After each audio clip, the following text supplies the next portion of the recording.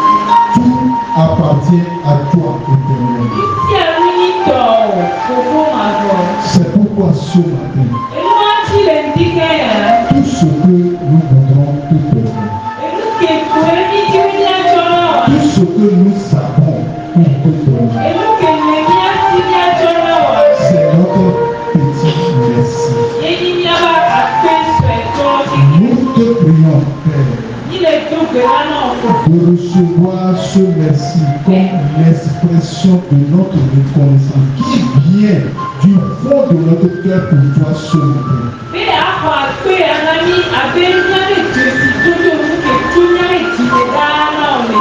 Voici le moment que tu as choisi encore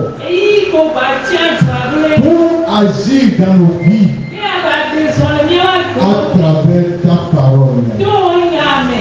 Nous prions maintenant au nom de Jésus. Libère la puissance de ta parole. Et que quelqu'un soit saisi maintenant par cette puissance. Que quelqu'un soit convaincu de son salut. Que quelqu'un soit convaincu de ta prospérité dans sa vie. Merci Seigneur. Quant à nous qui sommes l'instrument, donc qui veut te servir, nous nous abandonnons ton nom éternel. Accepte de nous utiliser comme tu le veux. Pour glorifier ton nom au milieu de ton assemblée. Merci Seigneur. Au nom de Jésus. Amen. Nous venons d'écouter la lecture d'un passage ce matin. Il s'agit de Romains 6, versets 17 à 23.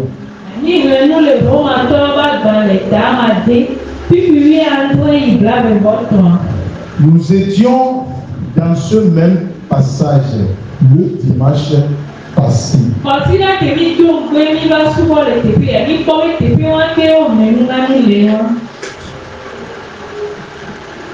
S'il plaît à Dieu, nous allons terminer avec le chapitre 6 de Romains ce matin.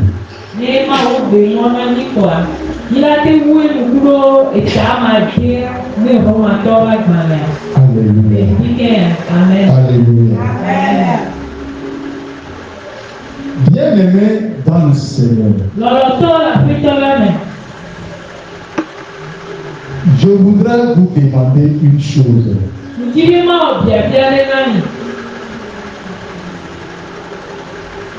Gardez votre patience et suivez le message avec attention jusqu'à la fin.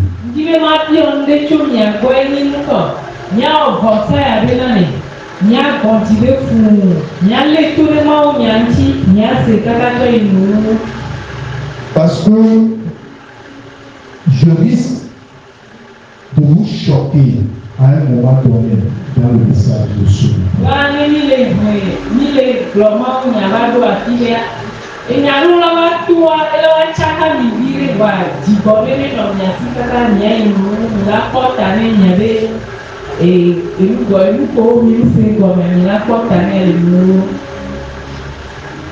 Alléluia. Amen. Alléluia. Amen. Gloire à Dieu. Alléluia. Regardons comment l'apôtre a commencé le passage.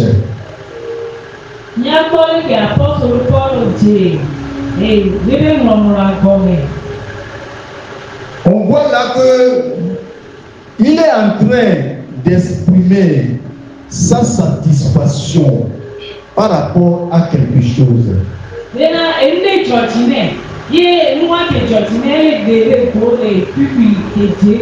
C'est comme si il attend un résultat et que le résultat est vraiment atteint. C'est pourquoi il exprime sa joie.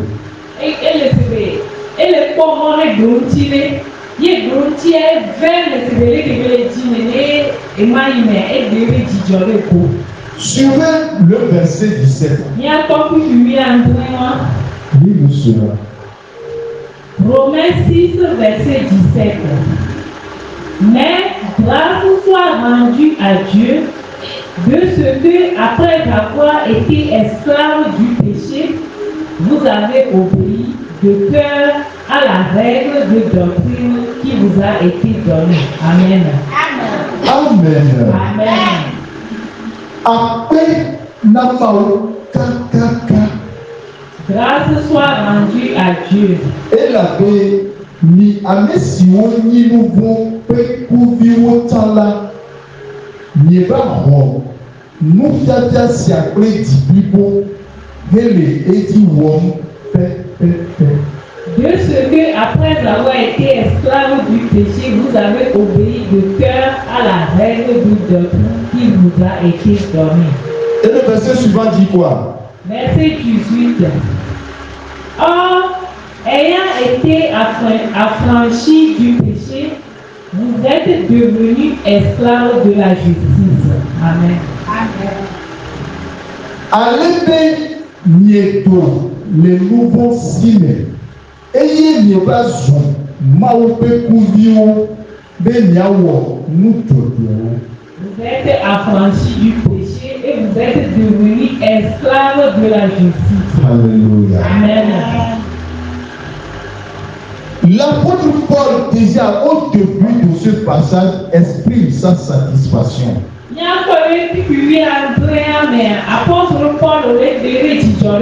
On comprend par là que l'apôtre Paul a réalisé entre-temps, ou bien a remarqué entre-temps, que cet destinataire était encombré par de faux enseignements, les invitant à se soumettre à la loi. Et apôtre Paul aussi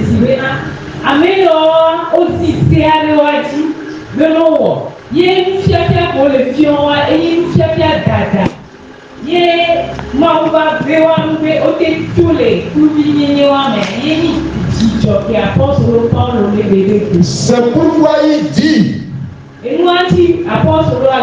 au verset 17 ceci. Alléluia. Amen. Mais grâce soit rendue à Dieu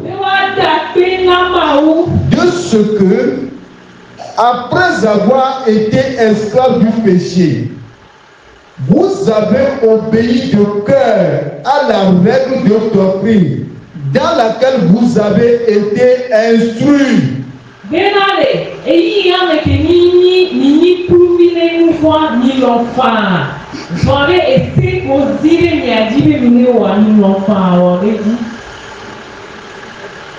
Il dit pendant ce moment-là, vous avez reçu l'enseignement que je vous ai donné. Suivez ça très bien. Il dit, grâce soit rendue à Dieu. Pourquoi? Vous avez obéi de cœur à la règle de doctrine dans laquelle vous avez été instruits.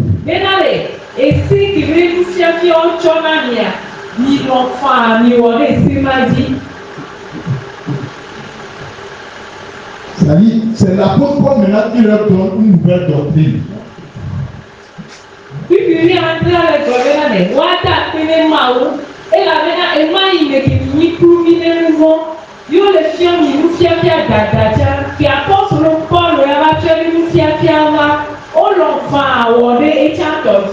Alléluia. Amen. Si bien que ils sont libérés finalement de l'esclavage du péché.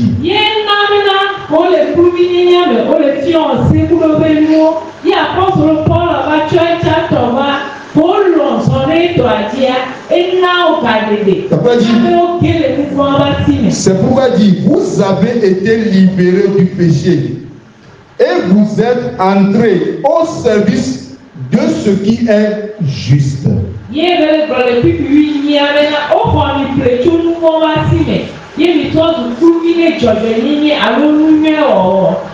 Alléluia. Amen. Bien-aimé dans le Seigneur. Ce que nous sommes en train, l'enseignement de Paul que nous sommes en train de partager.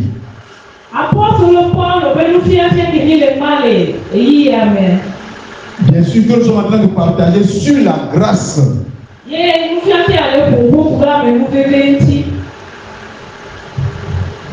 Ce n'est pas un permis pour aller végéter dans le péché. Parce que la grâce ne nous conduit pas à pécher. Elle nous conduit loin du péché. Dis-moi Amen. Et acclame le Seigneur.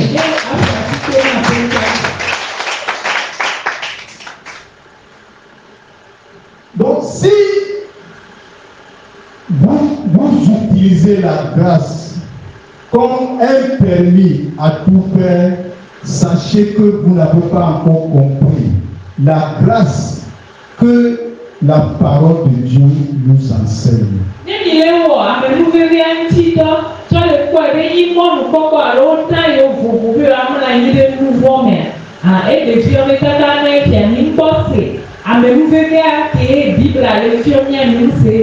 Alléluia. Amen. Je dis cela parce que je risque de vous choquer dans le message.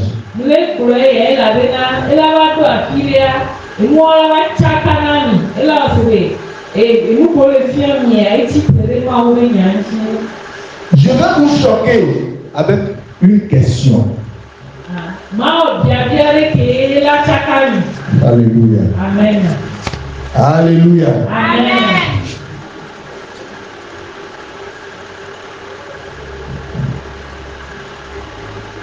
Est-ce que votre péché empêche vraiment de vous donner, empêche vraiment Dieu de vous donner quoi que ce soit?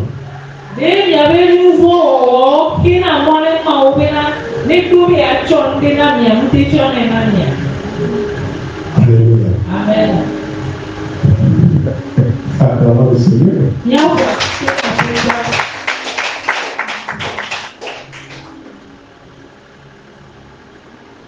Je sais que vous serez choqués par cette question.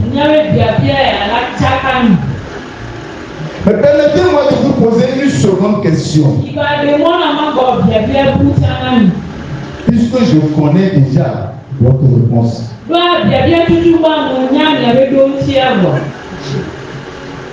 Si le péché empêche Dieu d'agir dans votre vie,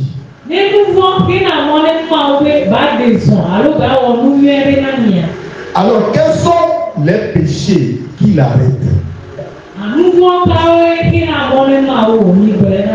Alléluia. Amen. Eh bien, il nous faut commencer par catégoriser le péché.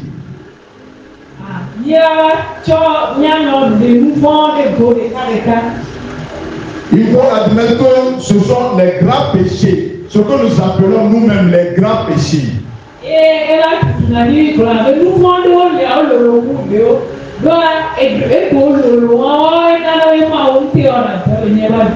Alléluia. Amen. Et on commence par citer. Nous avons le meurtre, le vol, l'adultère et des choses de ce genre-là. Et pour commencer à catégoriser le péché,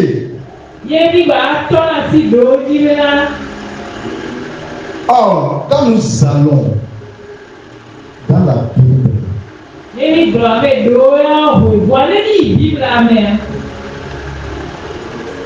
la parole de Dieu nous dit ceci. Dans Jacques 2, verset 10. Je voudrais qu'on nous lise ça plutôt.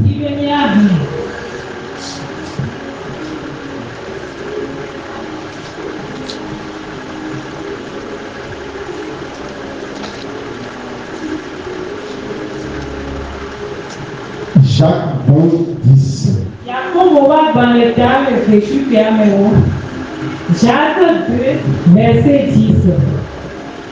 Car quiconque aura observé toute la loi, s'il vient à pécher dans un seul point, devient coupable de tous.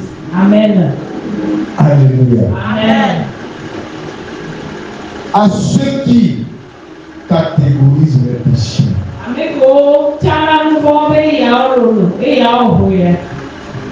la parole, bien Dieu nous dit dans sa parole,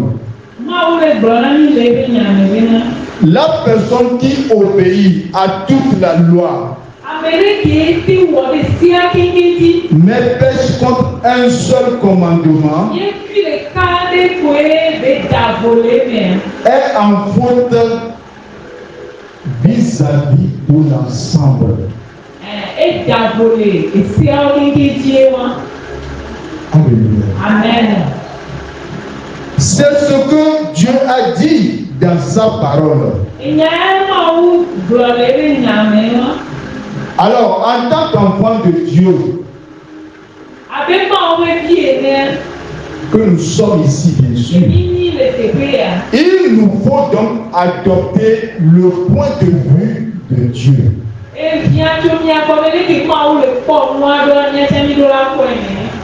Alléluia. Amen. Dans la Bible, quand nous allons dans Romains 14, verset 23, là il est dit que tout ce qui ne provient pas d'une condition de foi est péché.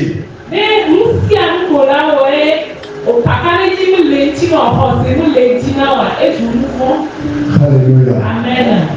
Mais ceux-là, mais des gens qui se donnent à la loi, à l'observation de la loi, pour être sauvés.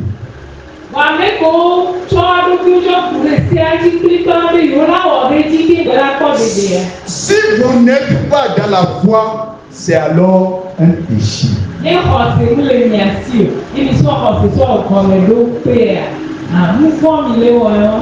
Alors, ça empêchera Dieu d'agir dans votre vie.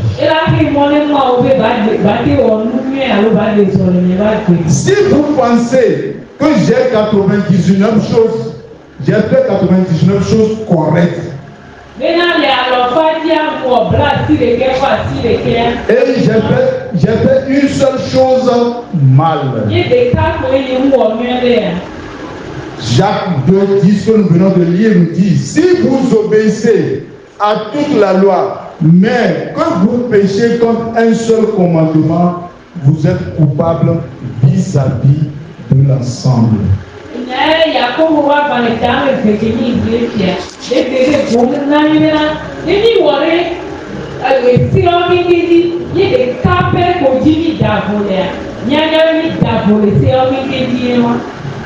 Donc, si la chose est comme cela, si vous pensez que Dieu ne peut pas répondre à vos prières,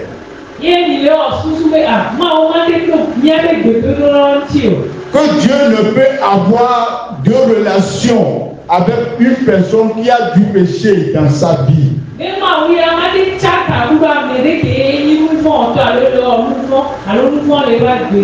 eh bien, si vous commettez une seule faute sur les 100, Dieu n'aura jamais de relation de communion avec vous.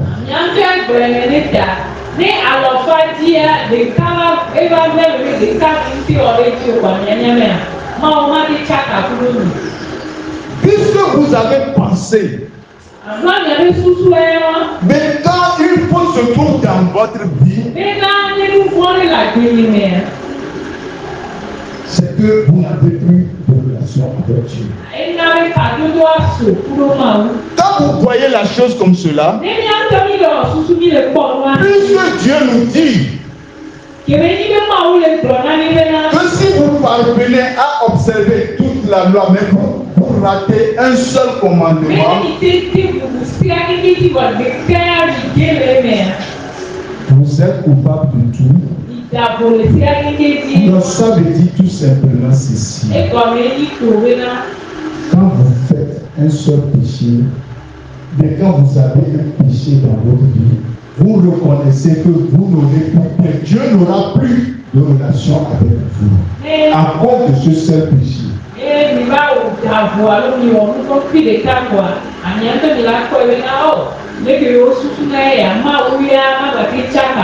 C'est pour cela que les personnes qui croient ce genre de choses ne peuvent pas voir la puissance de Dieu se manifester dans leur vie.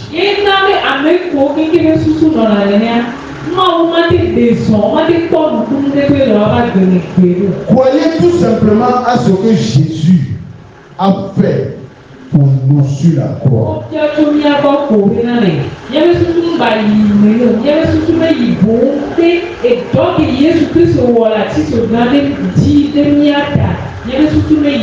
référez-vous tout simplement au moyen d'accès que Dieu lui-même nous a conseillé lorsqu'il nous arrive de pécher.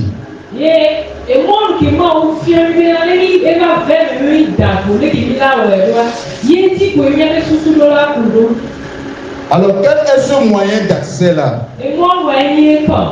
C'est ce que la Bible nous dit dans 1 Jean 1 verset 9.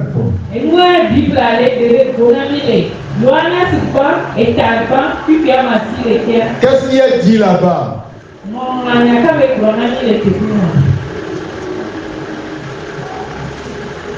1 Jean 1 verset 9.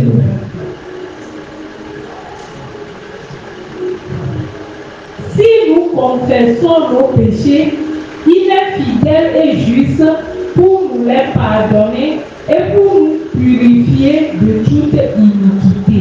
Amen. Mon frère, ma soeur, ceux qui pensent que quand ils ont un péché, Dieu a coupé leur relation avec eux.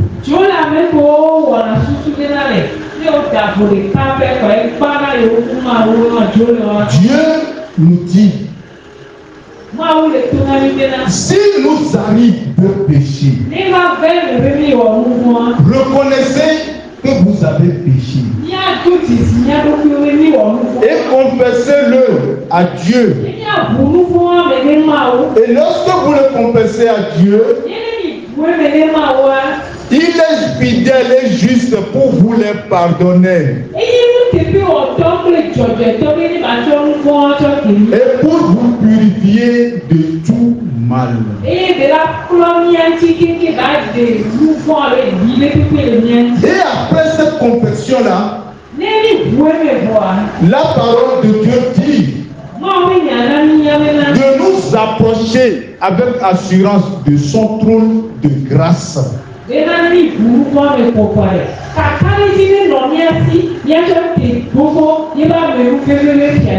Alléluia. Amen.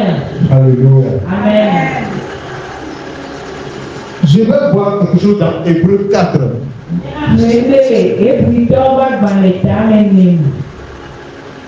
Alléluia. Amen. Hébreux 4, verset 16.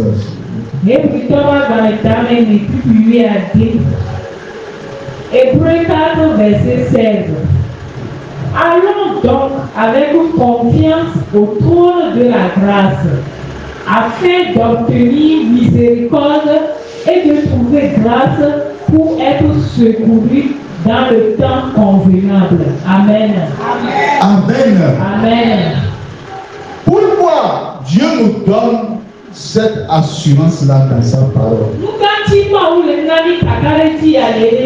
Quand nous montons au verset 14, on dit ceci. Ainsi, puisque nous avons un grand souverain sacrificateur qui a traversé les cieux, Jésus, le Fils de Dieu. Acclame le Seigneur.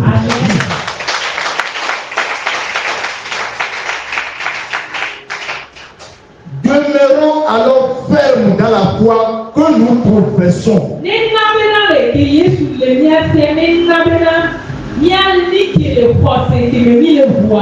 Alléluia. Amen.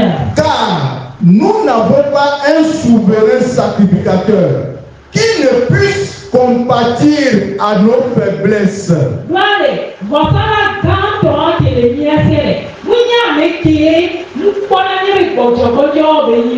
Alléluia. Amen. Au contraire, il a été tenté comme nous en toutes choses. Et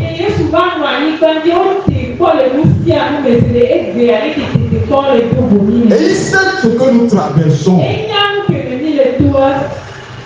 Et la Bible, le passage continue en disant, sans commettre de péché. C'est pourquoi Approchons-nous donc avec assurance. Alléluia. Amen. Du trône de la grâce.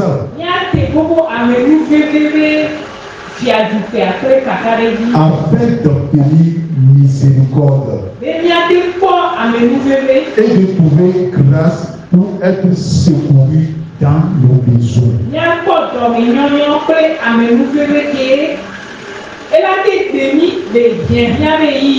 Alléluia. Amen. Alléluia. Amen. C'est comme cela que nous devons nous comporter. Si nous ne nous comportons pas comme cela, nous allons perdre beaucoup de choses sur cette terre.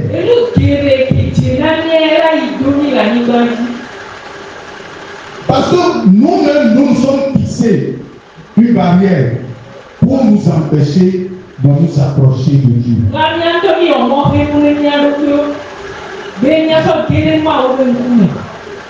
Oh, Dieu nous connaît et le souverain sacrificateur connaît et compatit pour nos faiblesses.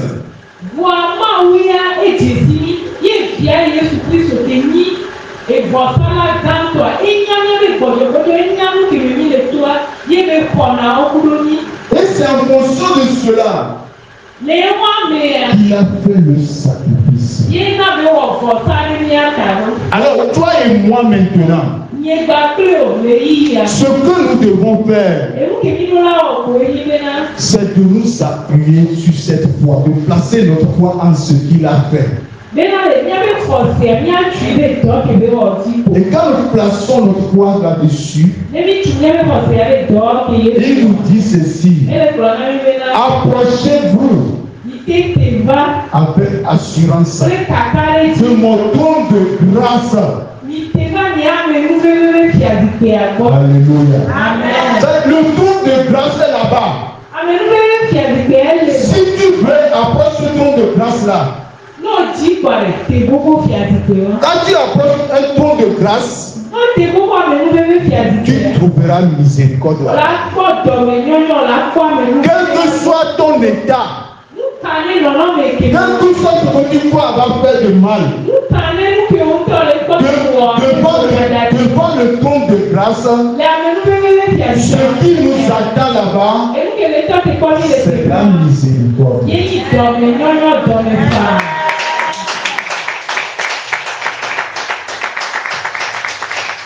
Alléluia. Amen. Revenons un tout petit peu à ce que Paul nous a dit dans Romains 1, verset 16.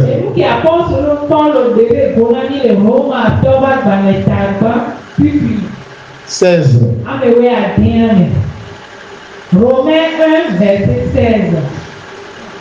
Car je n'ai point honte de l'évangile de Christ, car c'est la puissance de Dieu par le salut car c'est la puissance de Dieu pour le salut de tous ceux qui croient, du juif d'abord, du grec ensuite.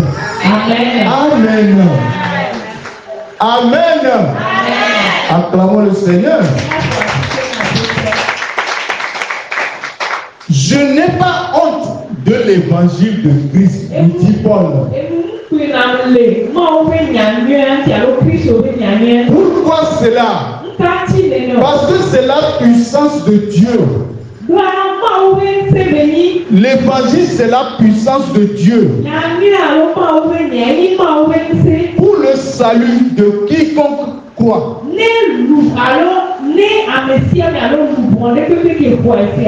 Peu importe qui tu es, que tu sois juif, que tu sois grec, que tu sois assassin, que tu sois adultère, que tu sois n'importe quoi,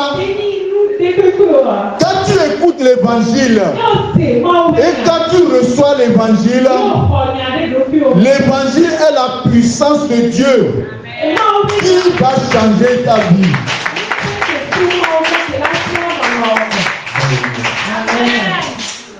La raison pour laquelle les gens ne voient aucune puissance dans leur vie, aucune puissance de Dieu dans leur vie,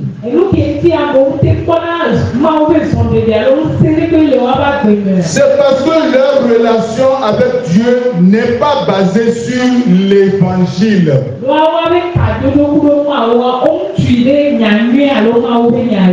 Ils entrent toujours en relation avec Dieu sur la base de leur performance.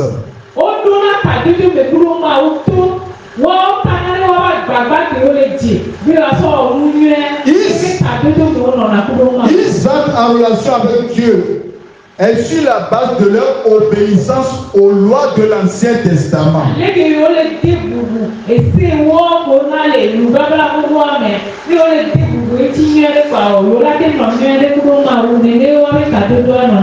leur propre conscience les condamne.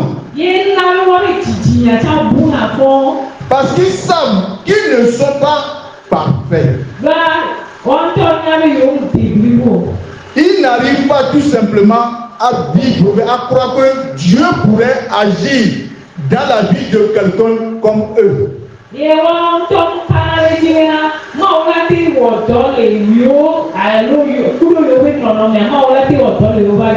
se concentrent sur leur insuffisance.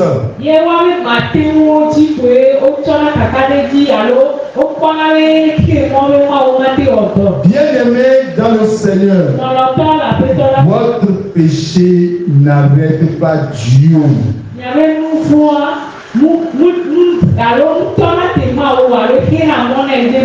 Pas plus que votre bonté ne vous a rendu juste auprès de Dieu.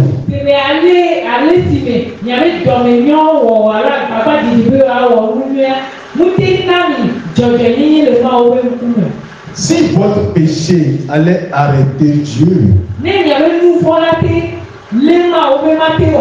dites-moi comment vous étiez quand Jésus était venu pour vous sauver.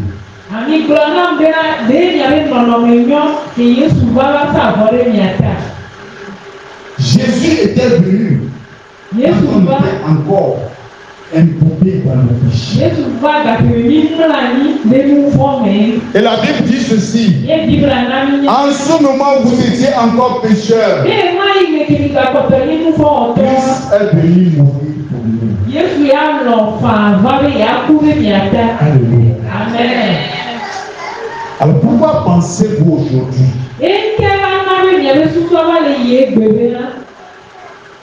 que parce que vous avez commis un péché, alors Dieu va couper vos relations?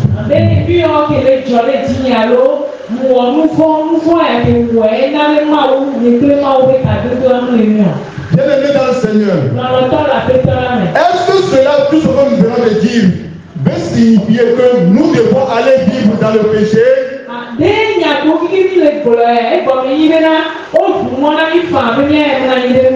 Non et non.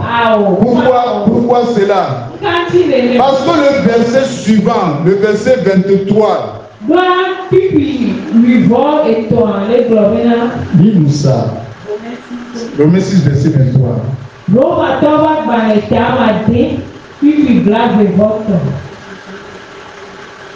Romains 6, verset 23. Car le salaire du péché, c'est la mort. Mais le don de Dieu, c'est la vie éternelle en Jésus-Christ, notre Seigneur. Amen. Bien-aimés en Christ, nous ne sommes pas en train de nous encourager pour aller dans le péché. L'apôtre Paul non plus n'est pas en train d'encourager ceux à qui il a adressé cette lettre-là à pécher.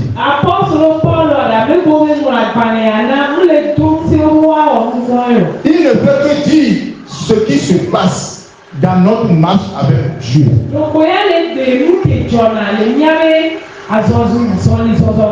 Il nous attire l'attention sur le fait de ne pas, à cause d'un péché, croire que Dieu ne peut plus intervenir dans ta vie.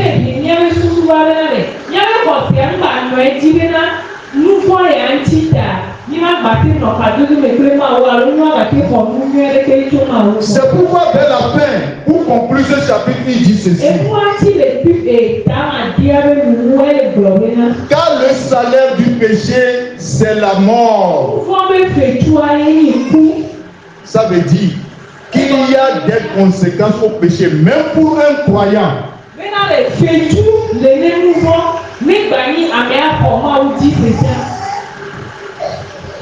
Voilà.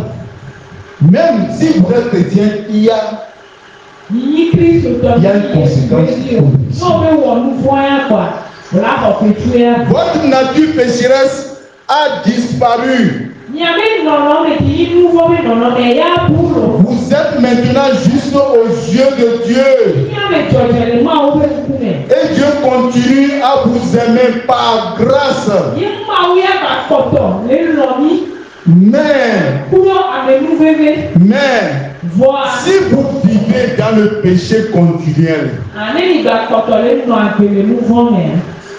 cela va donner accès à Satan dans votre vie.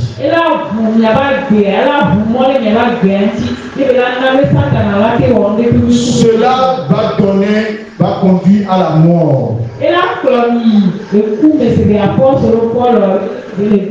Pas seulement la mort physique,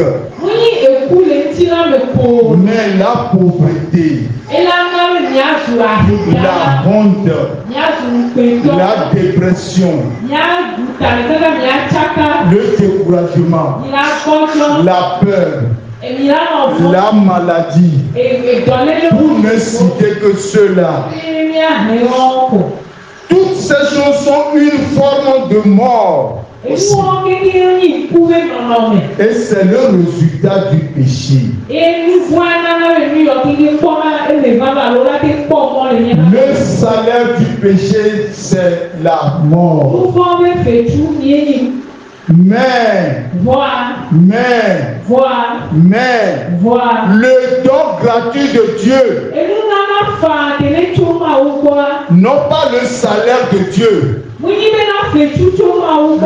don gratuit de Dieu, c'est la vie éternelle.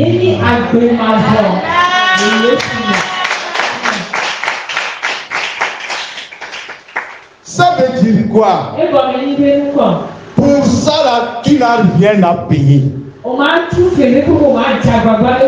n'as rien à faire pour obtenir la vie éternelle. C'est pourquoi quand il est arrivé là-bas, il n'a pas dit le salaire.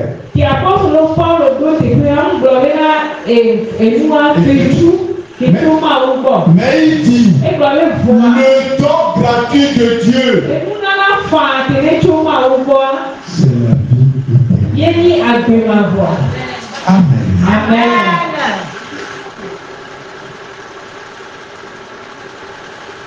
Nous devons arrêter de vivre dans le péché. Ce que nous avions dit, c'est que Dieu vous aime indépendamment de vos actions.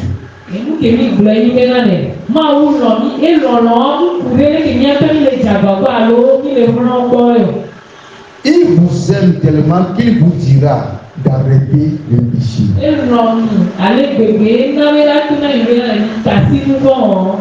Le but n'étant pas de vivre dans la sainteté pour que Dieu vous accepte.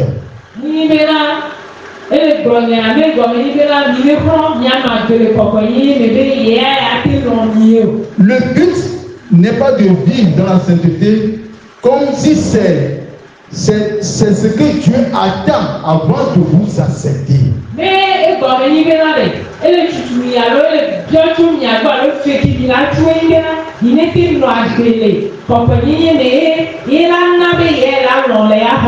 Mais vous devez arrêter de vivre dans le péché. Afin que Satan n'ait plus accès à vous.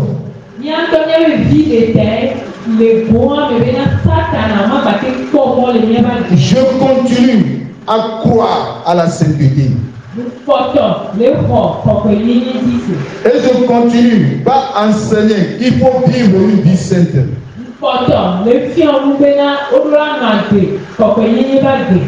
Dieu ne vous a pas aimé parce que vous vivez dans la sainteté.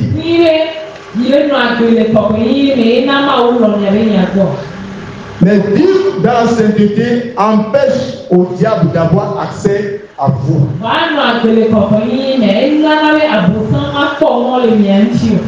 Vivre dans la sainteté ne doit pas être la base de votre relation avec Dieu.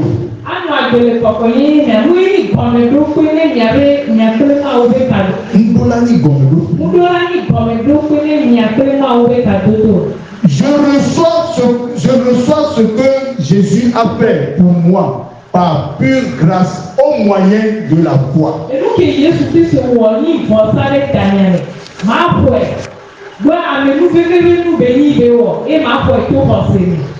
Il ne sera pas juste de nous demander de ne pas céder au péché si nous ne pouvons pas le faire.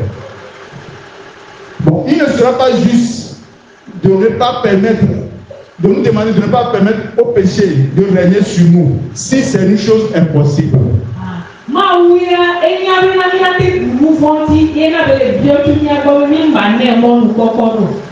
Nous avons été délivrés de la domination de cette nature pécheresse.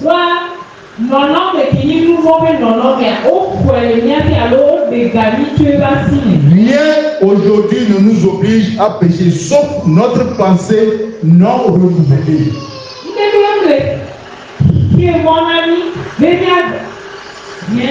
Nous oblige aujourd'hui à pécher, sauf notre pensée non renouvelée.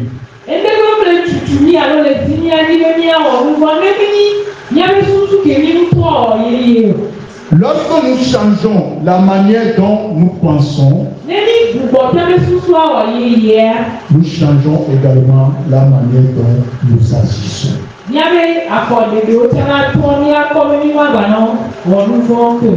Bien-aimé dans le Seigneur, est-ce que Dieu t'a dit quelque chose? Dieu t'aime par pure grâce.